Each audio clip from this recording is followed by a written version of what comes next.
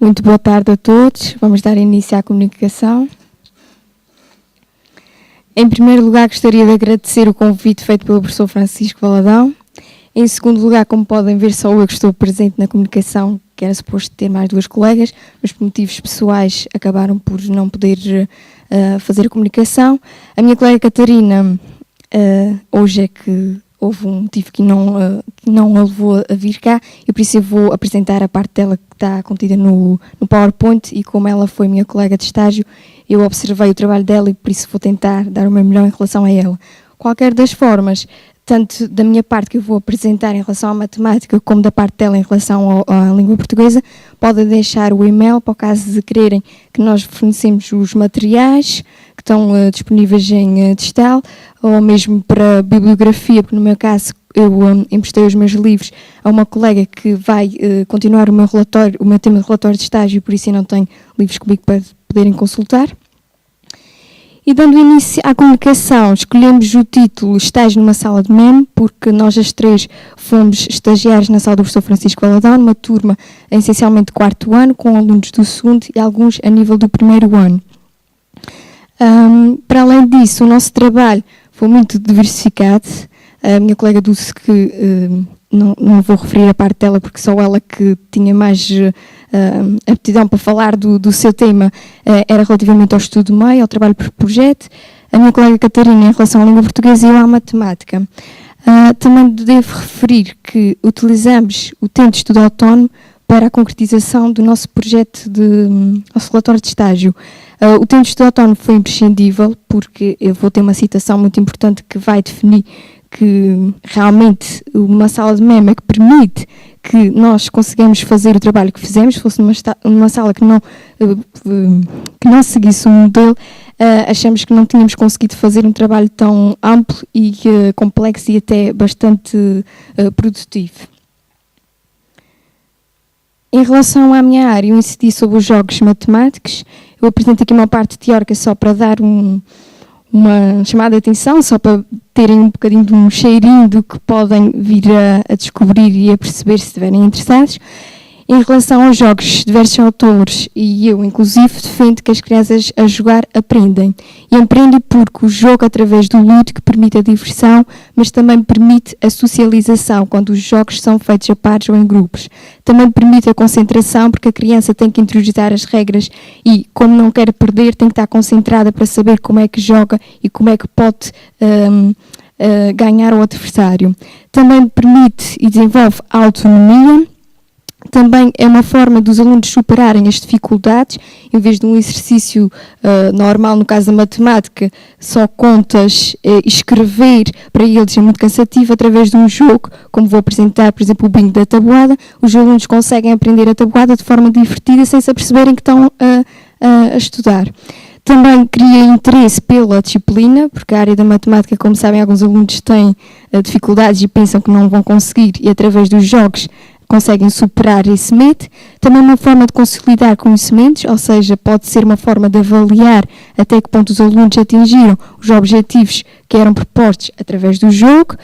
O jogo também pode desenvolver a resolução de problemas, isto é, o jogo pode ter duas faces na moeda. Por um lado, o jogo pode ser o próprio problema a resolver. Isso eu fiz na sala de estágio, não vou apresentar aqui, mas ser o jogo, eles construírem as regras, pensarem como deve ser jogado o jogo e porem em prática e refletirem sobre esse jogo construído por eles. Por outro lado, o jogo pode ter problemas em que eles têm que resolver nesse mesmo jogo. Para além disso, o jogo desenvolve o raciocínio matemático e permite ainda as conexões com a matemática, da matemática com outras áreas e também dentro da própria matemática. Achei importante também só focar uma parte teórica, que acho muito importante, que de acordo com Grant e Saizanhas, que defendem em vários momentos, eu incorporei os momentos de ambos que achei que eram imprescindíveis, no sentido em que não podemos chegar à sala, ou vamos à escola, encontro na arrecadação um jogo e digo, vou levar este jogo para a sala. Não posso levar sem ter pensado alguns critérios. Um deles, Antes eu tenho que pensar como vou escolher o jogo, e isso tem a função, por exemplo, o tempo que eu quero que os alunos dediquem a esse jogo, porque, como sabem, uma das vantagens do jogo é que nem todos os professores querem usar, porque têm que trabalhar outros conteúdos que através dos jogos não se consegue trabalhar. Então, tenho que pensar no tempo que querem dedicar, também tenho que pensar para que alunos é que querem, tenho que pensar que objetivos é que querem que os alunos atinjam com esse jogo, e para isso tenho que jogar e testar. Isso foi uma coisa que eu fiz, que muitos dos jogos, alguns dos que eu apresento aqui, outros que eu não apresento, mas que eu fiz, eu adaptei, mas tive que jogar e testar para ver até que ponto é que eles eram fidedignos, que eram certos daquilo que eu queria que os alunos atingissem.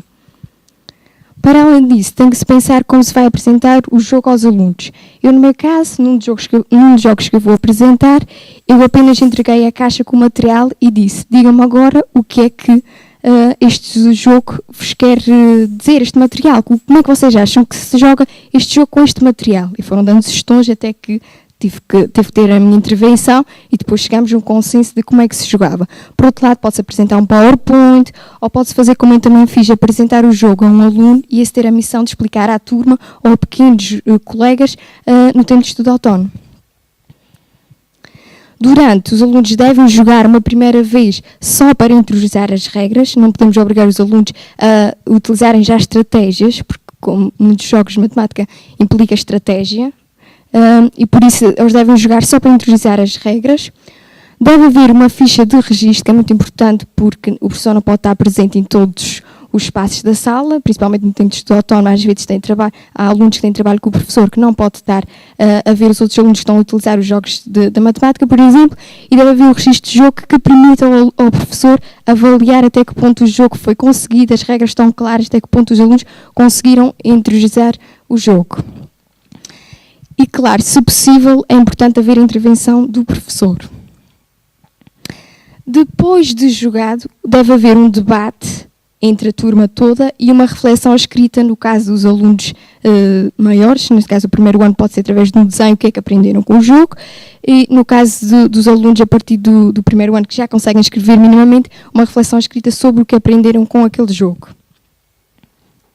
E depois é a tal história, devem jogar novamente, jogando já a pensar em estratégia. Então, todos os alunos conseguem ter essa capacidade, mas, regra geral, os jogos estão feitos de tal forma que os alunos conseguem pensar em estratégias, como, por exemplo, na jogada...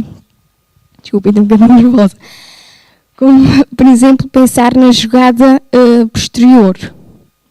Há jogos que, no caso da adição e da subtração, há jogos que conseguem perceber aquele meu colega não tem o resultado 14, eu vou pôr uma subtração que dê o resultado 14 para ele passar a sua vez e assim não vai ficar com as cartas que continua na mão. E o objetivo era ganhar quem ficasse sem cartas do baralho, por exemplo. Dando propriamente início às tarefas que eu realizei. Aqui o exemplo do jogo do bingo da tabuada, foi o tal jogo que eu apresentei nesta caixa. Eu posso passar. Apresentei esta caixa a dizer apenas jogo 1 e com o material. Material esse que era constituído por diversos cartões, com diversas multiplicações, neste caso 12 multiplicações, feijões para sobreporem, à medida que ia saindo o resultado dessas multiplicações, completando o bingo, neste caso os 12 espaços do cartão, e um pequeno ovo com os resultados das multiplicações. Ou seja, isto é um bingo, considerado como um bingo normal, mas em vez de ter os números nos cartões, números que depois não serve para nada, que os alunos só têm que tirar o número 36, se eu 36, eu tenho 36, isto é para a identificação dos números, mas neste caso, para alunos do quarto ano, seria muito fácil. Então, introduzi multiplicações, porque vi que alguns alunos achavam cansativo e como desnecessário fazer multiplicações. Então, utilizei multiplicações que eles já sabiam. E então, como é que funcionava este jogo? Os alunos... vou só passar ali aqui uma coisa. Um deles disse, parece um jogo do bingo, mas só que tem contas. E outro aluno disse, antes de fazer as contas primeiro e ver na calculadora e depois a professora tira os números redondos. Isto porque eu coloquei a questão. Então, todos têm 12 multiplicações. Eu vou retirar um número, resultado de 36. E eles pensaram, bem, vamos ter que pensar uma a uma. Será que tem duas respostas que têm 36 no nosso cartão? Isso vai dar muito problema. Então o que é que resolveram? Decidiram utilizar uma folha, registar todas as multiplicações e resolver os seus cálculos, e depois então eu retirava os números e eles confirmavam na sua folha de registro se tinham o resultado 36. Houve um problema. Num dos jogos, uma menina foi considerada a vencedora, mas tinha um resultado errado. Então, acharam por bem haver o uso da calculadora no final para confirmar os resultados. Isto porque eu também não podia estar sempre com aquela turma não, com aquele grupo que estava no tempo de estudo autónomo, então decidi implementar a calculadora. Se bem que eu acho que se fosse agora, eu tinha pedido para trocarem entre si os seus papéis e confirmarem. Acho que assim teria sido muito mais útil. Vou só ver os meus apontamentos, não me esqueci de nada. Sim. Uma coisa muito interessante foi que um dos meninos vira-se para mim e diz assim: a minha mãe tinha razão quando me obrigava a decorar a tabuada. Eu aqui sou um expert. Achava que fazia muito mais rápido que os colegas e dizia, olha, tive tudo certo, confirmei na calculadora, tive tudo certo. Isso foi um incentivo para também saberem a tabuada de cor. Se tiverem alguma dúvida, podem colocar à medida que vou apresentando os jogos, porque depois pode esquecer, não há dúvidas.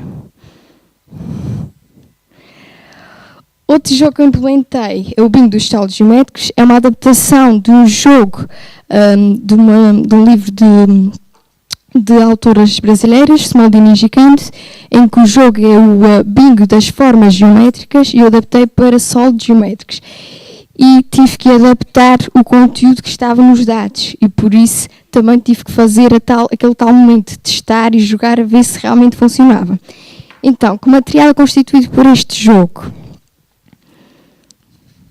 Tal como um bingo, 6 solos geométricos, porque eram os seis solos geométricos que tinham sido construídos até então. Tinham sido trabalhados até então. E 2 dados com diferentes informações. Num dos dados tem informações em relação às faces e a definição do poliedro e não poliedro. No segundo dado tinha as diferentes bases dos sólidos e o número de vértices. E então, o que é que este jogo foi introduzido? Porque havia muitos alunos que tinham dificuldade em diferenciar poliedro e não poliedro, e a diferença entre vértices e arestas. Então decidi introduzir este jogo como uma forma lúdica e divertida de aprenderem e de consolidar também conhecimentos. O que é que se percebeu? Percebeu-se que inicialmente os alunos lançavam... esqueci de dizer uma coisa muito importante. Uma folha de registro. Uma folha de registro muito importante porque a informação do primeiro e do segundo dado tinham de estar em concordância com o sólido que eles escolhessem. Portanto, eu vou apresentar aqui mais à frente exemplos. No caso da Margarida, no cilindro, ela lançou os 2 dados e saiu 2 informações. E ela optou, podia servir para o outro sólido, mas ela optou para o cilindro. No caso do dado 1, saiu 0 vértices, está correto, e saiu pelo menos 2 faces iguais. Está correto. Então, os alunos, à medida que iam escolhendo, iam preenchendo as casas que iam saindo, isto jogava-se alternado, uma vez um colega, outra vez o outro, e eram no máximo 3 alunos a jogar. O que é que acontecia? Acabaram por perceber que não precisavam lançar os 2 dados, bastava lançar um para já induzir se correspondia a alguns dos sólidos que ainda estavam por preencher. Estão a compreender? Se sai a palavra poliedro e eu só tenho não poliedros por preencher, não valia a pena lançar o segundo dado. Daí a folha de registro é muito importante para o professor também ter o controle do jogo. Depois, o que acabamos por perceber é que este jogo permitia a socialização, porque havia alunos que não percebiam essas diferenças e, claro, que eram confrontados pelos colegas, que também queriam jogar e diziam, bem, poliedros são estes, estes e estes. Não, poliedros são estes, arestas é isto. Vértices são este, e foi trabalhando a socialização e alguns alunos foram evoluindo nesse sentido.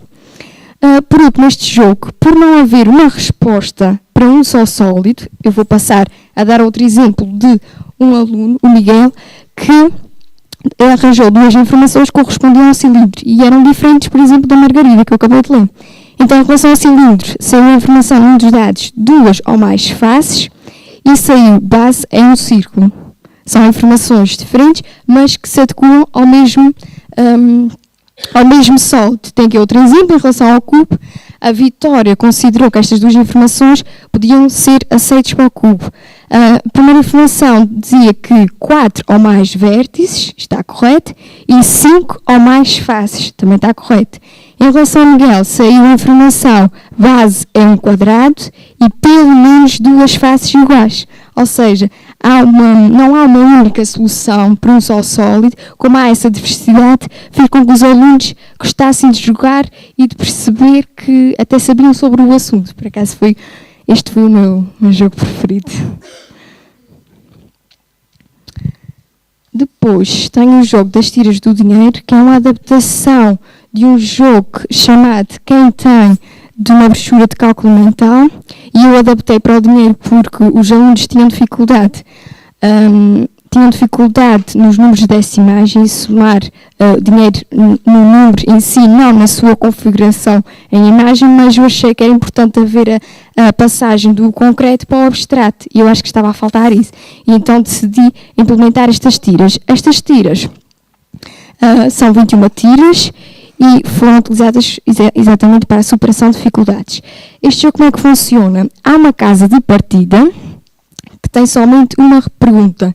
Quem tem 1 euro mais 1 euro? As outras tiras têm uma resposta, neste caso tem 5 cêntimos, e quem tem estes cêntimos todos, uma pergunta. Então isto funciona como um jogo de dominó. É para ser jogado com 2 ou 3 alunos, distribui-se o mesmo número de cartas de tiras por eles. Quem tiver a carta de partida é o primeiro a jogar e depois joga-se, por exemplo, eu decidi no sentido ponteiro dos relógios. E como é que funciona? Eu tenho esta carta, quem tem 1 euro mais 1 euro, jogo. Depois, o colega que está a seguir, se tiver, tem que colocar a resposta, tem 2 euros. E ao colocar esta tira, já tem uma nova pergunta para o colega seguinte. Quem não tiver a resposta a essa pergunta deve passar a vez. E ganha o jogo quem conseguir ficar sem tiras em primeiro lugar. Neste jogo também houve estratégias, no sentido em que eles percebiam, ele não tem resposta a 2 euros, eu vou ver se tem uma pergunta, porque às vezes eu posso ter, a resposta é 1 euro, não é? 10 cêntimos, por exemplo, eu tenho 2 tiras que estão 10 cêntimos. Eu posso pôr uma delas, posso pôr à sorte, alguns metiam à sorte, mas há outros que tinham capacidade de pensar e dizer, vou ver as perguntas, se a pergunta der 1 euro, eu sei que o meu colega a seguir não tem 1 euro como resposta, por isso já estavam a pensar na jogada posterior. O que é que se aprendeu com este jogo? Aprendeu-se, muito.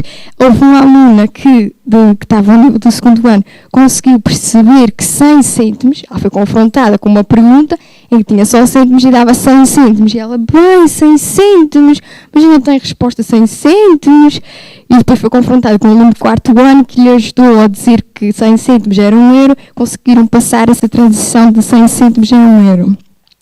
Para além disso, houve um menino que tirou uma conclusão muito interessante, que significa ter menos tiras de dinheiro não significa que vais ganhar. Ou seja, eu posso ter 4 tiras de dinheiro. Mas se a pergunta que está na mesa eu não tenho resposta, eu vou passar a minha vez. E eu posso ficar sempre empeçada nas minhas vezes. E posso ter 4 tiras e ele tem 8 e eu consegui ganhar em primeiro lugar. Não é uma questão de sorte. É mais uma questão de sorte e também de estratégia, porque este aluno que deu-me esta resposta era um aluno que usava a estratégia de pensar antes na jogada futura.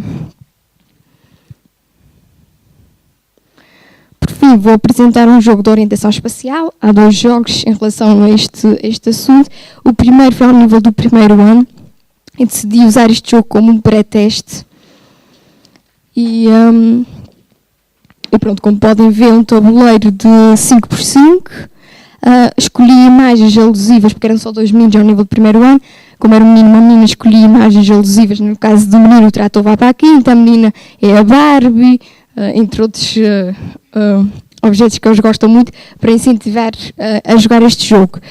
Para além disso, havia aqui em cima, e pode-se retirar com o velcro, cartões com os desafios. Então os alunos tinham que perceber que, saindo da casa partida, tinham que seguir as direções indicadas neste cartão e chegar à casa de chegada. Neste caso, refletindo bem sobre o que eu fiz, achei que devia haver uma folha de...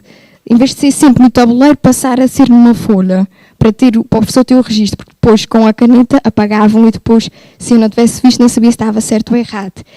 Também refleti e penso que devia ter sido interessante mudar esta estratégia do cartão. Em vez de ter 3 setas para cima, pôr o número 3 e a seta para cima, para ver se eles também tinham a capacidade de perceber que eram 3 setas para cima, 2 para a direita, etc.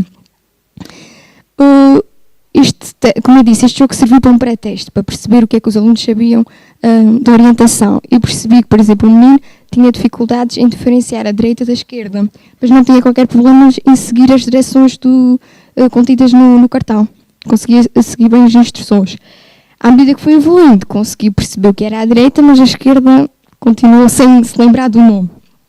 Em relação à menina, o contrário, sabia as direções todas, direita, esquerda, para cima e para baixo, mas tinha dificuldade em seguir as direções. E eu tenho uma imagem que mostra, no início, eu ao explicar a ela, já fizemos estas setas, muito bem, já fizemos estas direções, falta esta, vamos continuar esta. Ela precisava de orientação, ela precisava que eu estivesse sempre com ela para ela seguir as instruções contidas no cartão. Como também tinha 4º ano, decidi também introduzir o jogo de orientação espacial ao nível do 4º ano. Este jogo funciona como a batalha naval, só que neste caso, como naquela semana tinha-se trabalhado a alimentação, e decidi usar imagens alusivas à alimentação em vez de ser navios e submarinos. Então como é que funciona? Cada aluno, isto era jogado a pares, tem aqui uma imagem que posso apresentar.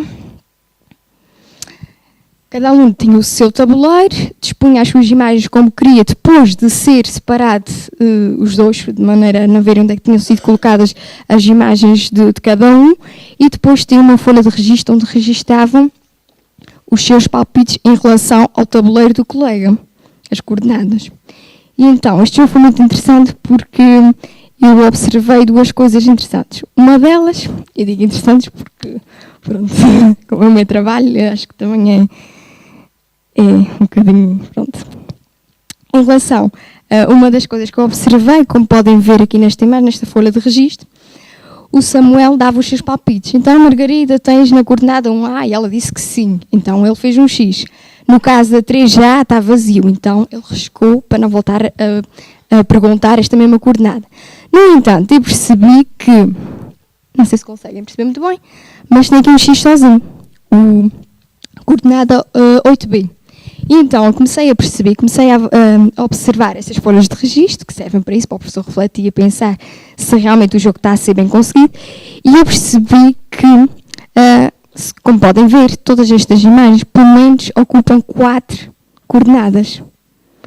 E ele não conseguiu, no início, porque depois, este por acaso conseguiu, este não conseguiu perceber, que se tinha encontrado aquela coordenada 8B, se tem ali um X, é porque tem que ter mais algumas à volta. Algumas à volta têm que corresponder ao resto da imagem. Não há só uma imagem a ocupar uma coordenada.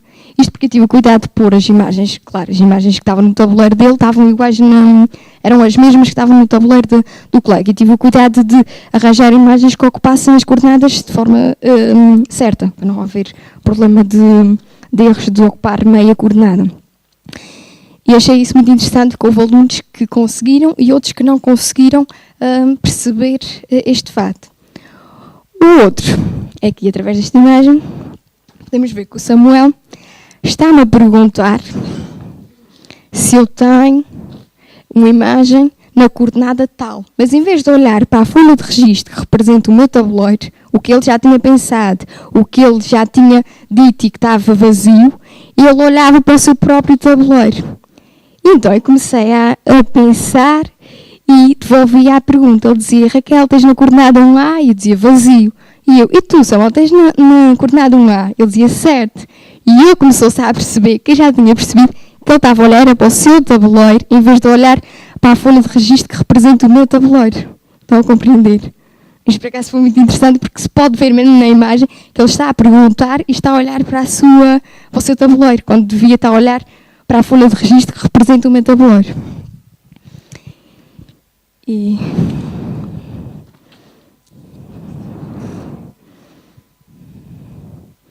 E da minha parte está. Não sei se querem fazer alguma questão. Se não, posso passar. Vou passar por... Em relação à minha colega Catarina, eu vou passar a ler umas citações que ela tem. Ela incidiu o seu trabalho sobre a escrita criativa.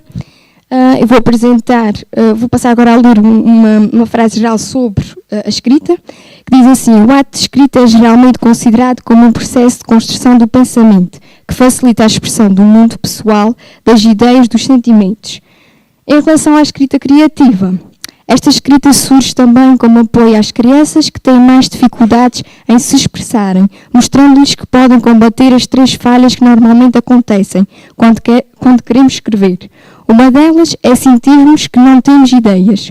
Outra é acharmos que escrevemos sempre da mesma maneira. Mas o pior é quando nos pomos a pensar que não somos criativos. E o seu papel nesta sala foi, no tempo de outono, essencialmente introduzir um fecheiro com uma capa com diversos fecheiros relativos à escrita criativa, para que não aconteçam esses bloqueios, para que as crianças tenham, seja uma estratégia para elas imaginarem e serem criativas. Em relação ao trabalho que ela fez, então introduziu os fecheiros. Quem quiser depois no final pode consultar os fecheiros. Se quiserem depois ter acesso a estes fecheiros que ela fez, muitos deles foi adaptado de livros que ela tinha, do seu relatório. Podem fornecer o vosso e-mail e ela manda por e-mail o documento Word com os diversos fecheiros. Então eu vou apresentar alguns dos fecheiros que ela apresentou aos alunos. E apresentou no sentido que deixou na capa, no tempo de outono, quem queria utilizava esta capa. Um deles pedia que fossem aos jornais que tinham na sala, recortar um título e a partir desse título construíssem um texto. Posso ler o primeiro? Os preços baixos são um conforto. No Natal há sempre uma revista que diz: os preços baixos são um conforto. Estou sem os óculos ainda por cima. E traz sempre sofás, camas, sanitas e muitas outras coisas. Eu adoro essa revista porque a minha mãe vai comprar para mim um quarto novo. Mas como há preços baixos, é muito mais fácil comprar porque Portugal está em crise. Há vários preços, como estes, 3,99, 7,99, 6,99, etc. Estes fecheiros foram tanto escritos por alunos do 2º ano como do 4º ano. Outro exemplo de fecheiro, e este é muito interessante, que é a letra proibida. A Telma tinha que escrever um texto em que não utilizasse a letra T. Foi muito interessante porque ela fala das professoras, estagiárias, e queria escrever Catarina, mas tem o T. Então ela deparou-se com um problema e escreve assim: a minha professora fez fecheiros para escrever coisas originais. Quando eu penso e não chego lá, chamo a professora Dulce, a professora Raquel e a professora que fez os fecheiros. Elas são fofinhas e queridas. Eu adoro-as para sempre. Elas brincam connosco e lancham connosco. Eu adoro as professoras para lá do fim do mundo. Como podem ver, há muito rabisco e apagão, porque quando ela se apercebia já estava a usar a letra T. Então teve que pensar de outra forma. Como se vê para lá do fim do mundo, há qualquer coisa que ela ia escrever que tinha um T e teve que considerar. Este também podia ser feito com a turma toda. Neste caso, a Catarina é que sugeriu à Telma não usar o T, porque é uma letra T muito usual, mas podia ser outra letra. Claro que o A faz muita falta, mas outra letra seria interessante de ver até que ponto os alunos conseguiam escrever um texto com um número razoável de linhas. Outro fecheiro, e este mais simples, é escrever o nome na vertical e depois, como podem ver no lado esquerdo, tem adjetivos, como tinha-se trabalhado os adjetivos, tinha que caracterizar, através do seu nome, com as letras do seu nome, colocar adjetivos e do outro lado escrever uma frase em que utilizasse as letras do seu nome. Outro fecheiro, como tínhamos trabalhado a notícia, era eles próprios escreverem uma notícia.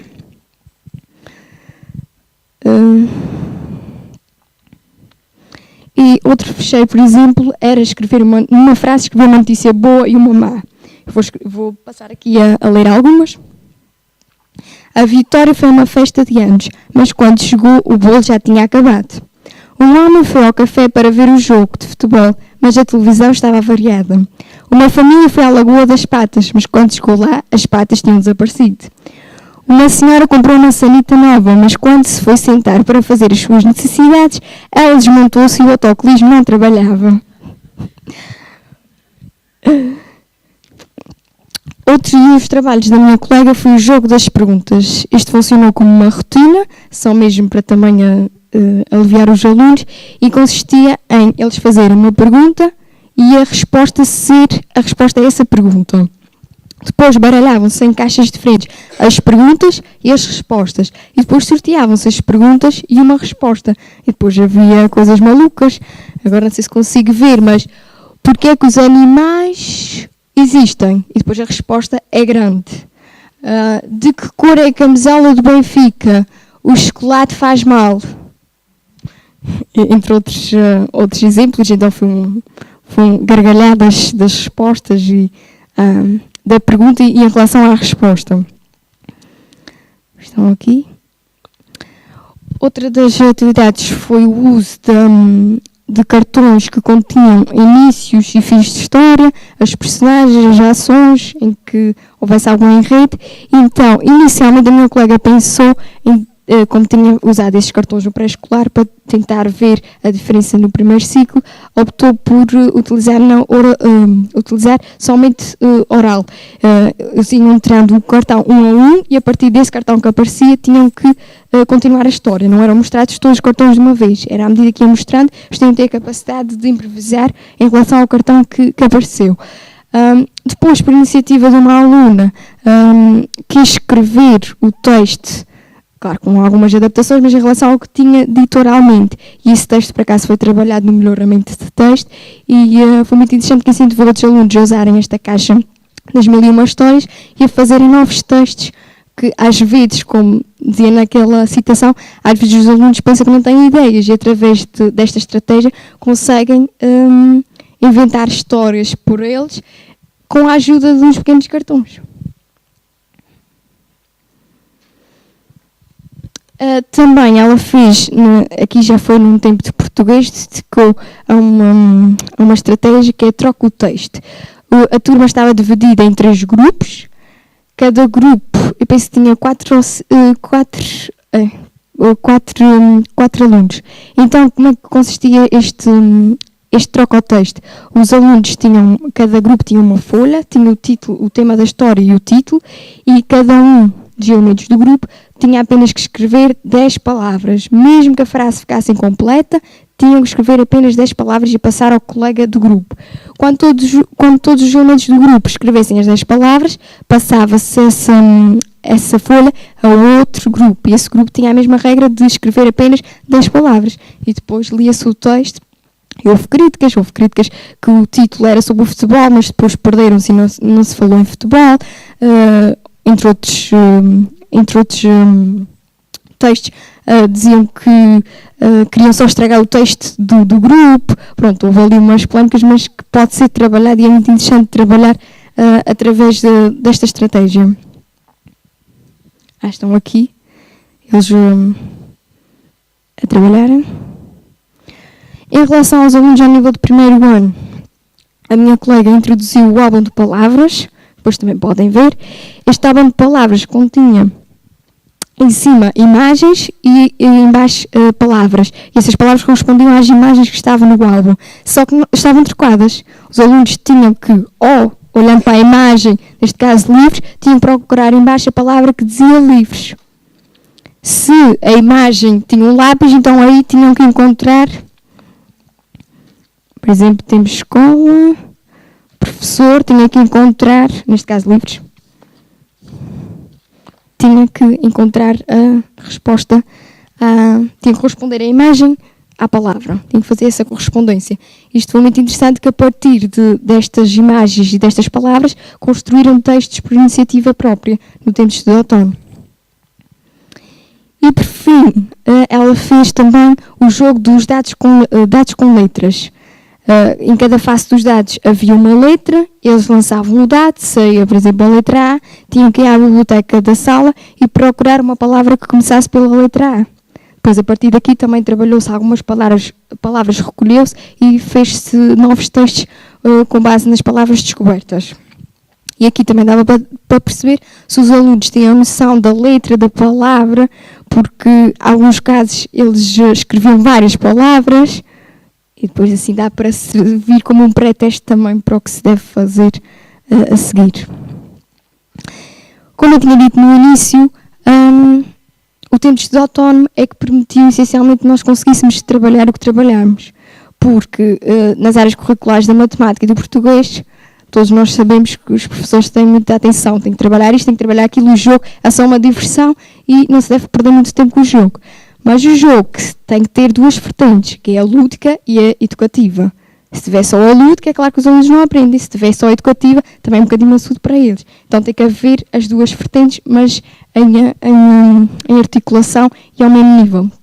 E então, no meu caso, porque eu referi dos jogos, porque no meu caso e muitos professores dizem que não querem perder muito tempo com os jogos, mas esquecem-se que as crianças também conseguem aprender através dos jogos. O professor tem um papel muito mais importante, porque fazer uma ficha ou ir buscar uma ficha é fácil, todos os anos dá para fazer, mas um jogo depende dos alunos que a gente tem em mão, tem que se pensar nisso. E então achamos que o tempo de estudo autónomo é que permitiu que os alunos conseguissem aprender ao seu ritmo.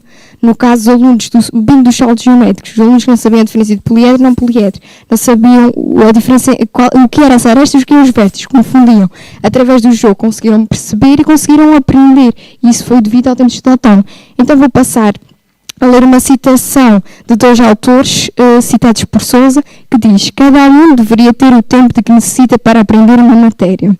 E o tempo de que ele necessita provavelmente é afetado pelas suas aptidões, sua capacidade verbal, o tipo de ensino que recebe em classe e o tipo de ajuda que recebe fora da sala de aula. Procurar uma estratégia que leve ao domínio da aprendizagem equivale a procurar meios de alterar o tempo de que os alunos necessitam para aprender, bem como meios de proporcionar todo o tempo de que cada um precisa. E pronto. Está feito.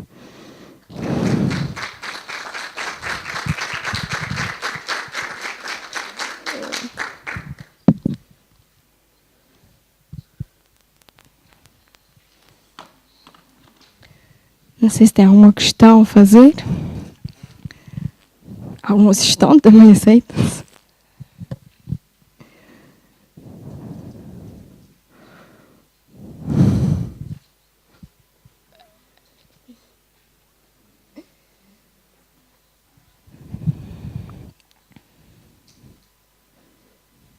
Pronto, se não tem mais nada, podem, se quiserem ver os jogos mais de perto, podem ver. Se quiserem fornecer o e-mail para a gente enviar o material, tudo o que temos aqui pode ser enviado por e-mail.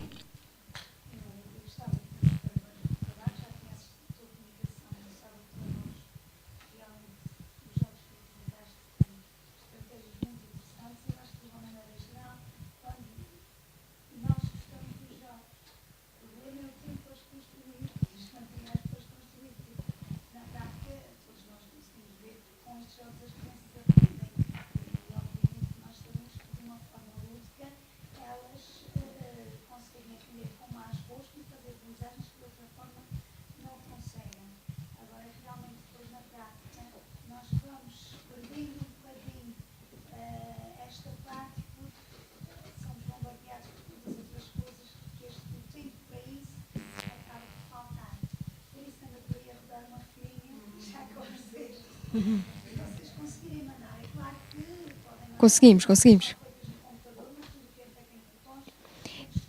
Eu até do dinheiro. Sim, eu até tenho, porque, claro, devido ao meu relatório de estágio, tive que fazer um trabalho mais pormenorizado, e até tenho as regras do jogo, o material, tudo discriminado um a um, do que é que se deve fazer para pôr o jogo em prática, por isso não há problema nenhum em...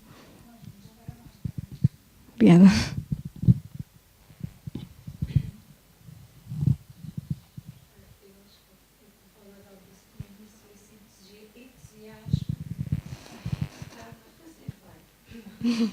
porque a caminho de 17 anos de serviço na assessora, ver esse entusiasmo foi Espero que não. Espero que não. Eu, por acaso, uma das coisas que as minhas colegas dizem é que eu nunca paro, porque nas férias eu faço jogos, eu fui trabalhar para um ATL e levei jogos e fiz mais jogos, os jogos. Não só de matemática, mas jogos.